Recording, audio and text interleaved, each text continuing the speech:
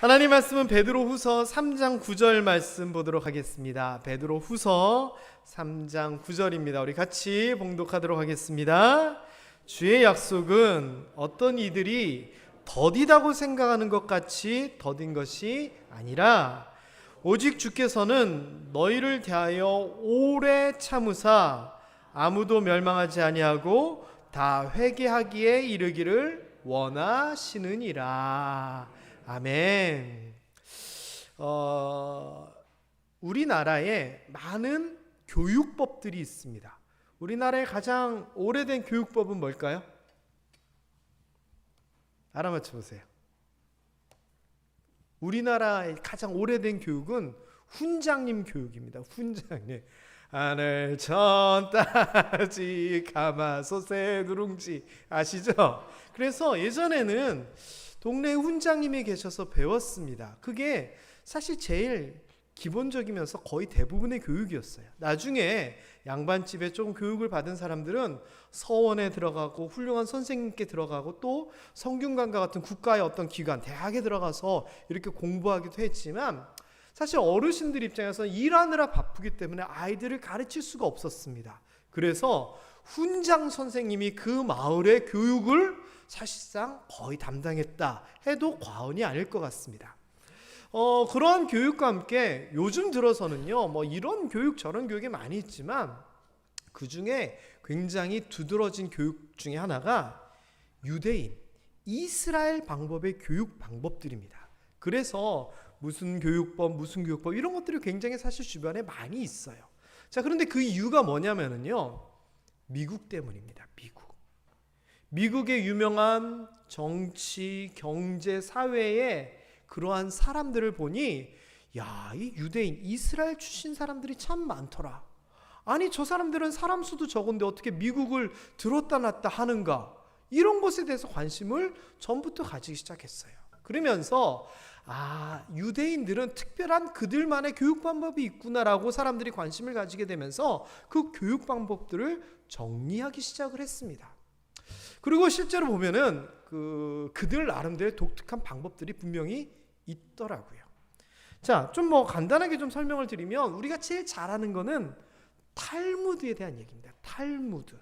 탈무드 얘기는 다 들어보셨죠? 탈무드는 무슨 이야기 책이잖아요. 이솝 우화 같이. 그런데 이게 뭐냐면요,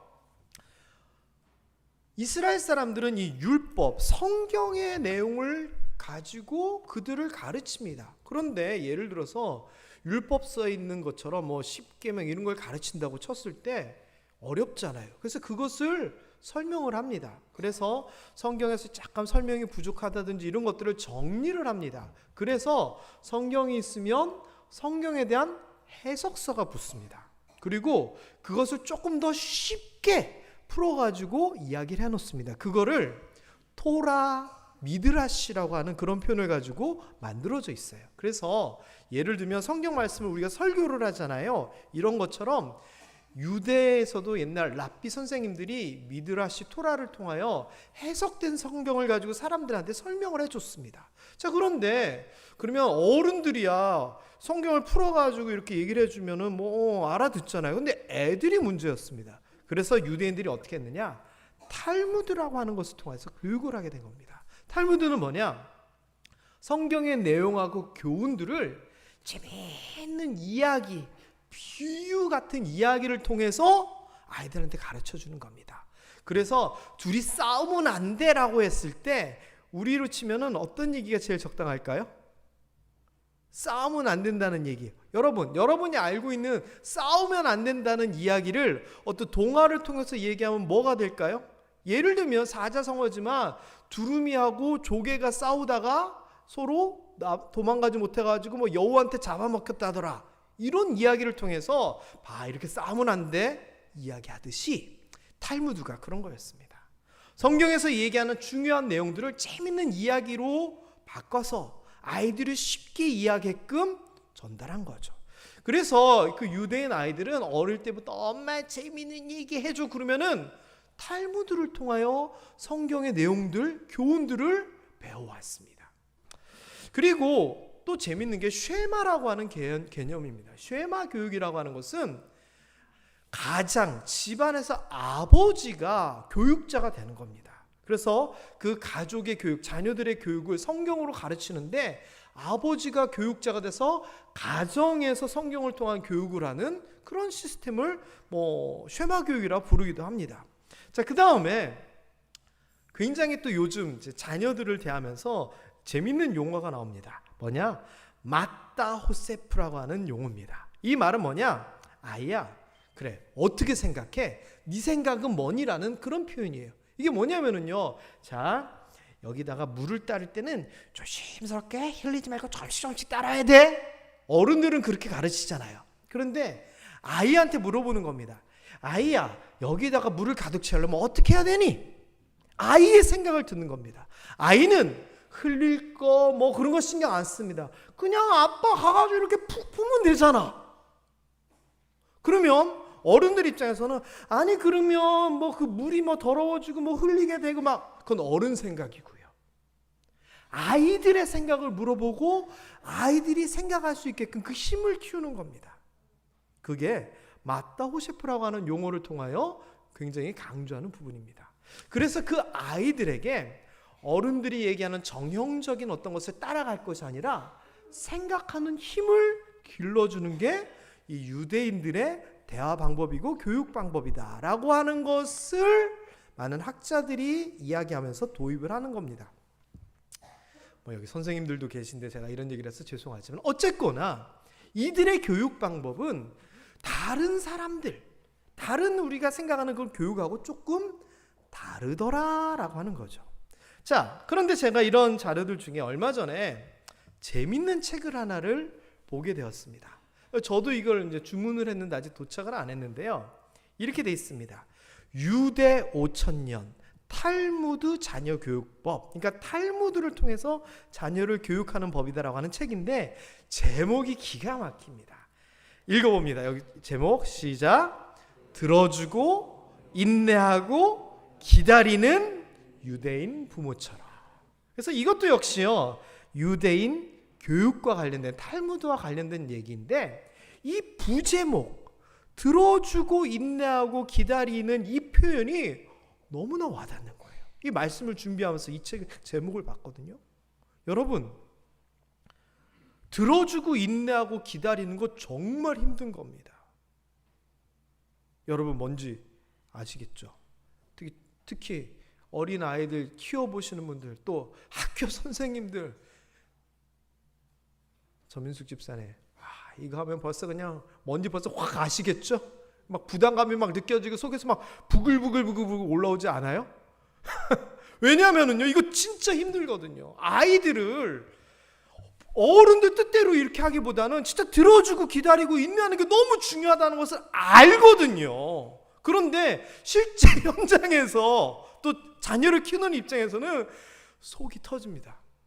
여러분, 비밀을 지켜주실 것을 약속해 주시면 제가 재밌는 얘기 하나 해드릴게요. 제 속 터지는 이야기. 비밀을 지켜주실 거죠? 특히 저희 딸한테는 절대 이런 얘기 제가 했다는 거 얘기하시면 안 돼요. 오케이? 아니다, 영상으로 나가는구나. 우리 하경이가 이 영상을 보면 안 되는데. 자, 무슨 얘기냐면은 제가 살면서 이런 표현을 굉장히 많이 써요. 딸 키우기 너무 힘들다. 어떤 면이냐면은요, 가끔 제가 아이들을 좀 늦었다고 데려다 줄 때가 있어요. 그러면 저희 아들 같은 경우는 남자애니까 한 10분이면 준비가 다 끝나요. 일어나서 나오기까지. 남자애들 그냥 대충 씻고 머리 확 하고 옷 입고 그냥 밥 대충 먹고 막 나오면 10분인데요. 저희 집에 사는 어떤 여자애는 7시에 깨워도 8시에 나오기가 힘들어요. 이유를 모르겠는데 화장실에 가면 사색을 해요. 깊은 묵상을 하는 것 같은데 뭔지는 모르겠어요. 그리고 밥을 먹을 때도 막 시간이 없어서 막 동동동동 뛰는데 아주 여유 있게 품위 있게 우아하게 밥을 먹는 것 같아요. 그러다가 빨리 가자고 재촉을 해가지고 이제 밖에 차를 대놓고 오빠는 차에 타고 있으면은 나오다 이럽니다. 맞다. 뭐예요? 뭔가 두고 왔다고. 그러면은 막 속이 타요. 진짜 막 속이 타요. 제가 싫은 소리 했을까요? 안 했을까요? 했죠. 너 때문에 아빠도 기다리고 오빠도 기다리고. 그런데요, 너무 여유로워요. 하다못해 좀 늦었으면 나올 때 후다다다닥 나와야 되잖아요. 여유 있게 천천히. 그래서 제가 차에 타가지고 기다리는 시간이 뭐 한 1분, 2분 될는지 모르겠는데요. 그 사이에 막 속이 막 타요. 여러분 이해되시겠어요? 이해되시겠어요? 이 정도만 해도 왜 저 아이가 저렇게 여유 있을까? 제가 생각을 해봤어요. 왜 그런 줄 아세요? 알아맞혀 보세요. 제가 생각해 본 결론은 이거예요. 내가 이렇게 늦게 여유 있게도 아빠가 제 시간에 데려다 주겠지 하는 믿음이 있는 것 같아요. 저를 너무 믿는 것 같아요. 근데 어쨌거나 기다리는 입장에서는 너무 답답한 거예요. 아이들이 뭔가 잘못할 때 잘할 수 있도록 옆에서 지켜보는 것, 아이들이 거짓말하고 잘못된 길을 걸을 때 되돌아오기를 또는 고백하기를 지켜보는 것, 이런 것들이 너무나 사실 어른들 입장에서는 여기 있는 것처럼 들어주고 인내하고 기다리는 건 힘든 것 같아요. 그런데 이런 것에 대해서 예전에 어떤 분이 그런 얘기를 하더라고요. 농사 짓는 거랑 똑같다고. 농부가 아무리 씨 뿌리고 나서 다음날부터 쌍나라 해도 싹은 때가 돼야 나는 거잖아요. 다시 얘기하면은요, 자녀 교육에 있어서 부모 입장에서는 힘들지만 결국 때가 되면 되는 것 같습니다. 여러분은 들어주고 인내하고 기다리는 거 잘 하십니까? 너무 힘들잖아요. 근데 성경에도 그 얘기가 나오는 거예요. 특히 하나님의 인내에 대해서 오늘 본문이 얘기하는 거예요. 아예 대놓고 하나님께서 오래 참으신다는 얘기를 하세요. 하나님께서 오래 참으신다. 뭐에 대해서 오래 참냐면요, 어떤 사람들이 이렇게 얘기한대요. 하나님의 약속이 왜 이렇게 더뎌지냐, 이거 잘못된 거 아니냐, 이렇게 얘기한다는 거예요. 이게 무슨 말이냐면요, 예수님의 재림과 연관된 이야기예요. 여기서 말하는 주의 약속은요, 예수님께서요 십자가에 못 박히셔서 돌아가시고 부활하셨잖아요. 사실 이것만으로도 대단한, 당시의 제자들과 이스라엘 사람들이 보기에는 말도 안 되는 일이었습니다. 자, 그런데 거기서 그치는 것이 아니라 많은 사람들이 보는 가운데 하늘로 올라가시는 겁니다. 참, 진짜 말도 안 되죠. 지난주 설교 제목 뭐였죠? 상상 초월이었잖아요. 하나님이 하시는 스케일 수준이 그 정도예요. 이렇게 쭉 하늘로 올라가시는데 그때 뭐라고 얘기하셨느냐? 이렇게 얘기하신 겁니다. 그때가 되면 내가 다시 오게 될 건데 인자가 구름 타고 다시 능력과 영광으로 오는 것을 보게 될 것이다 라고 얘기를 하시는 거예요. 그러니 초대교회 사람들은 무슨 생각을 했을까요? 아, 예수님께서 하늘로 올라가신 것처럼 다시 하늘에서 내려오신다고 얘기했으니 믿어야 돼요, 말아야 돼요? 아니, 이건 신앙의 문제가 아니라 이 사람들은 직접 다 본 거예요. 믿을 수밖에 없잖아요. 십자가 못 박혀서 죽었다가 사흘 만에 살아나시고, 사람들 도마 같은 제자도 안 믿으니까 손 넣어봐, 여기 창자국 못자국 다 있잖아 라고 얘기를 하시고, 그러면서 자기들과 함께 하시다가 하늘로 쭉 올라가시는 걸 봤어요. 제자들이나 초대교회 사람들이 얼마나 예수님에 대한 확신이 있겠어요. 사도 바울도 그렇게 얘기해요. 데살로니가 전서 5장에 보면은 데살로니가 사람들에게 얘기해요. 예수님 금방 오신다고. 그러니 참자고 인내하자고 주의 길을 걷자고 이렇게 막 격려를 하면서 그가 썼던 표현도 거의 비슷해요. 주께서 호령과 천사장의 소리와 하나님의 나팔 소리로 친히 하늘로부터 강림하시리니, 이게 사도 바울의 믿음이었어요. 그러니 초대교회 사람들이 어떻게 살았을까요? 아이고, 이제 예수님 오시는데, 그리고 우리도 다시 예수님 따라서 하늘로 올라갈 건데, 예수님께서 천국에 너희의 처소를 예비하러 가신다고 하셨는데 이 땅이 아니라 하늘나라에 대한 소망을 가지고 살 수밖에 없었어요. 그러니요, 이 사람들이 돈이 있으면 나 혼자 잘 먹고 잘 살고 이거 생각했을까요? 아니에요. 다 팔아가지고 가난한 자들에게 나눠줬어요. 그게 초대교회의 모습이었어요. 사도 바울은 어땠는 줄 아세요? 아이고 예수님이 오실 건데 저쪽 나라 사람들도 아직 예수님 모르고 저기도 예수님 모르고 내가 장가갈 새가 어딨어, 애 낳고 키울 새가 어딨어, 복음 전해야지. 그게 사도 바울이 결혼 안 하고 독신으로 살았던 이유예요. 그러니까 예수님이 금방 오실 거라 그들은 생각을 했던 거예요. 게다가 요한계시록에 보면은 사도 요한이 계시를 받는데 그때 예수님께서 사도 요한에게 이렇게 말씀을 하셨던 거예요. 내가 진실로 속히 오리라. 속히 오리라. 그러니 요한뿐만 아니라 당시 모든 사람들이 언제 오시나 손꼽아 기다리고 있었던 겁니다. 자, 그런데 우리가 봤던 이 본문의 바로 직전에 무슨 말이 있었는 줄 아세요? 하나님에게는 천년이 하루 같고 하루가 천년 같다라고 하는 하나님에 대한 시간에 대한 설명이 나와요. 그러니까 하나님의 입장에서는 속히 지금 즉시라고 말하신 것과 우리의 생각이 다른 건데 우리는 우리의 기준으로 기다리고 있었던 거예요. 자, 그렇다면 여러분 기다리는 입장은 어때요? 아니 금방 오실 줄 알고 장가도 안 가고 있었고요. 가진 거 다 팔아가지고 사람들 나눠줬고요. 그리고 생업까지도 다 내려놓고 복음 전하러 다녀요. 근데 예수님이 안 와요. 오시겠지 10년 지났는데도 안 와요. 나이 들어서 같이 있었던 제자들도 사도들도 다 돌아가시고 그러는데 안 와요. 어떤 마음이 들 것 같아요? 여러분 어떤 마음이 들 것 같아요? 두 가지 마음이 막 공존할 거예요. 하나는 내가 예수님이 죽었다 살아나는 것도 받고 하늘나라 가는 것도, 하늘로 올라가신 것도 받고, 이것과 근데 왜 안 오시지? 이 기다리는 마음이 충돌하는 거죠. 얼마나 마음이 어려웠겠어요. 그때 이 베드로서에서 얘기하는 거예요. 야, 우리의 시간 개념과 하나님의 시간 개념은 다르다. 그리고 하나님이 약속했는데, 예수님이 약속했는데 왜 안 오시냐?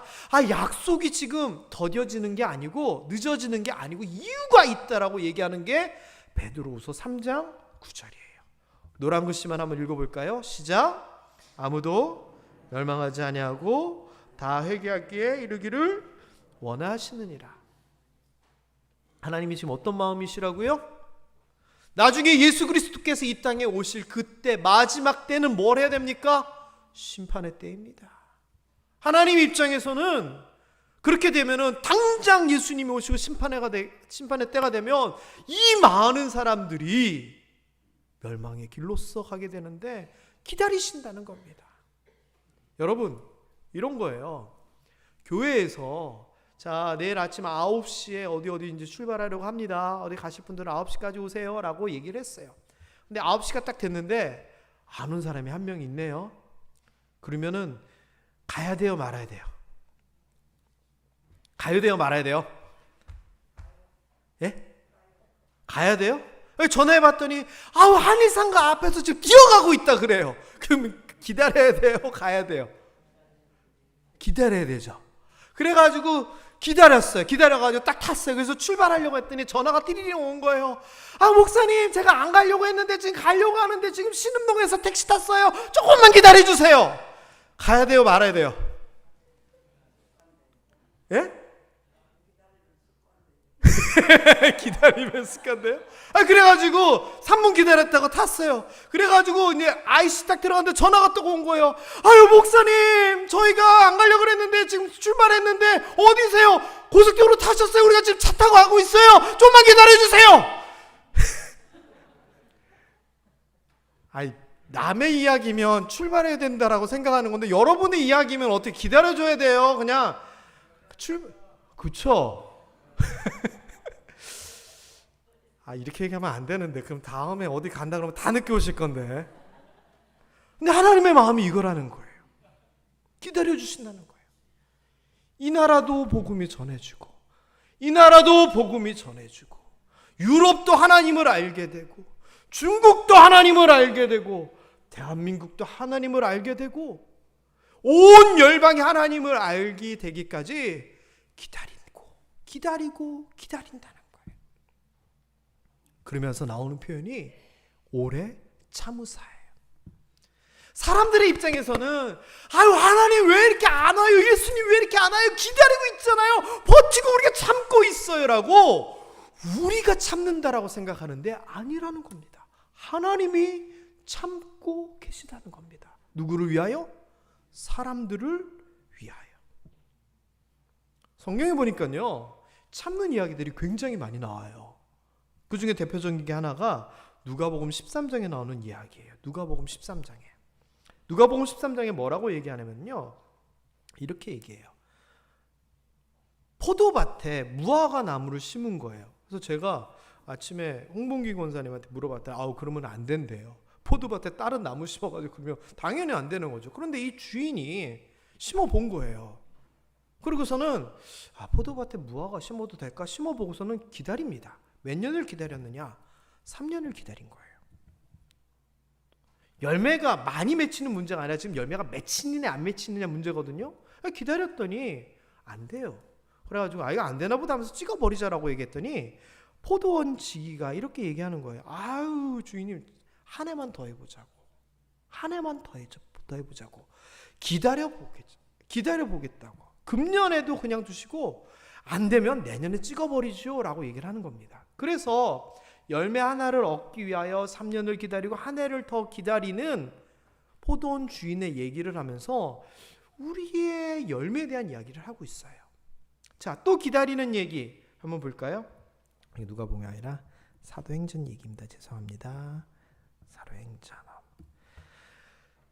광야에 대한 이야기를 하면서 뭐라고 얘기하냐면 사도행전 13장 18절 19절입니다. 혹시 광야에서 이스라엘 백성을 40년 동안 하나님께서 뭐라고 얘기하냐면은 그들이 하나님을 원망하고 하나님을 불신하고 우상을 만들고 그렇게 해도 내가 그 소행을 40년 동안 참았다라고 얘기합니다. 아까는 4년이었죠? 이제는 40년에 대한 이야기를 합니다. 그리고 또 베드로 전서에서는 노아에 대한 이야기를 하면서 이렇게 얘기합니다. 그들은 전에 노아의 날 방주를 준비할 동안 하나님이 오래 참고 기다리실 때 복종하지 아니하였던 자들이라. 그래서 이거를요, 어떻게 해석할 수 있냐면은 하나님이 노아에게 야, 너 방주 만들어 내가 세상을 다 물로 심판할 거야 라고 얘기했을 때 오늘 새벽에도 잠시 언급했지만 노아가 가만히 있었을까요? 아니라고 생각합니다. 당연히 사람들에게 경고하고 했겠죠. 그런데 그들이 듣지 않았다는 겁니다. 그래서 방주 만들고 완성되고 노아가 600살 되던 때까지 참으셨다, 이렇게 볼 수도 있고요. 아담으로부터 노아까지 10대에 걸쳐서 하나님께서 기회를 줬음에도 불구하고 죄를 지었던 우리 노아 이전의 사람들의 이야기일 수도 있습니다. 어쨌거나 여기서도 하나님이 어떻게 했다? 죄 짓고 생각하는 것마다 나쁜 걸 생각했던 그들에 대해 하나님께서 오래 참고 기다리셨다는 겁니다. 게다가 제일 오래된 기다림이 뭔 줄 아십니까? 오늘 본문에 나왔던 주의 약속, 다시 오시리라 하신 그 약속은 지금 하나님께서 몇 년 참고 계시는 거예요? 대충 예수님 올라가시고 이 땅에 다시 오시기까지 2000년 동안 하나님께서 꾹 참고 계시는 겁니다. 지금 2000년 동안. 그런데 우리 인간이 하나님 앞에 기도하면서 하나님 왜 이렇게 응답 안 돼요? 나 오래 기다렸어요. 할 말 있어요? 할 말 없어요. 예수님 왜 이렇게 안 와요? 주의 약속이 더디다고 불평할 수 있어요? 그거 안 된다는 겁니다. 게다가 남의 얘기는 우리가 쉽게 생각하는데 내 이야기로 한번 적용해서 생각해 봅시다. 하나님이 우리 한 사람 한 사람 나 자신을 이렇게 바라보시면서 참고 계시는 거 뭘까 한번 좀 생각해 봤으면 좋겠습니다. 뭐 참고 계실까요? 여러분, 혹시나 회개 또는 잘못된 것에서부터 돌이키는 이런 거 하나님께서 지켜보고 있지 않을까요? 언제 잘못했다고 그러나 내 참는다. 내가 1년 기회 더 준다. 하루 기회 더 준다. 하나님이 오늘날 우리의 잘못됨에 대하여 참고 지켜보시고 계실 겁니다. 왜? 모든 것을 감찰하시는 불꽃 같은 눈을 가지신 하나님께서 우리의 범죄함, 우리의 잘못됨 모르시겠습니까? 다 아십니다. 우리 자신은 몰라요? 내가 뭐 잘못하고 있는지 알잖아요. 근데 버티고 있잖아요. 근데 하나님께서 언제 잘못했다 그러나 기다리신다는 겁니다. 또 이런 것도 있을 수 있습니다. 하나님 앞에 했던 약속들, 좀 더 부담스럽게 표현을 하면 서원하셨던 것들, 하나님께서 언제 지키나 얼마 전에 제 후배 한 명이 김천을 왔다 간 적이 있습니다. 스토리가 어떻게 되냐면요, 주문진에 사는 후배예요. 주문진. 근데 제가 한번 그 후배가 형님 한번 놀러 갈게요, 밥 먹으러 갈게요 이러는 거예요. 그래서 제가 옳다구나. 그날 이후로 무슨 만나고 얘기할 일만 있으면 그래서 김천 언제 와? 제가 끊임없이 괴롭혔습니다. 너무 사랑하고 친한 후배거든요. 그러다가 얼마 전에 주일날 우리 교회에 네팔 선교사님이 올 일이 있었습니다. 근데 그 네팔 선교사님하고 그 후배도 친한 사이였거든요. 그래서 통화하다가 또 제가 한마디 했죠. 그래서 언제 와? 그랬더니 그 목사님이 오늘 갈게요 라고 하는 거예요. 그래서 어떻게 됐느냐, 주일날 자기네 오후 예배 끝나고 4시간 반 걸려서 김천으로 와가지고 약속대로 저녁 먹고 바로 올라갔어요. 그런데 여러분 왜 그랬을까요? 약속했으니까, 그리고 제가 계속 재촉했으니까, 그래 기회 됐으니까 4시간 반 걸려서 와서 밥 먹고 다시 올라갔어요.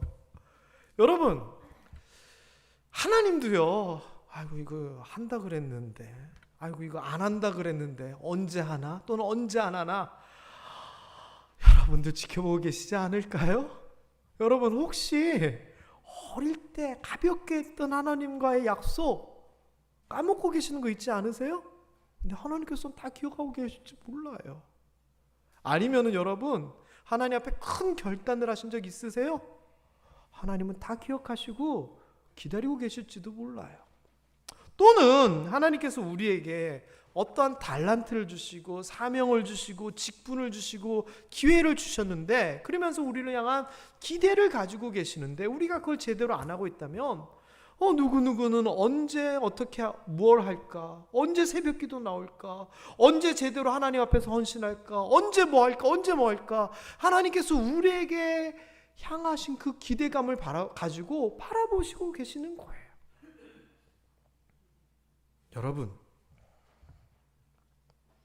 여러분 하나님 앞에 서 있을 때 하나님의 우리를 기다리면서 참으시면서 쳐다보는 그 눈빛 쫙 마주 보실 자신 있으세요?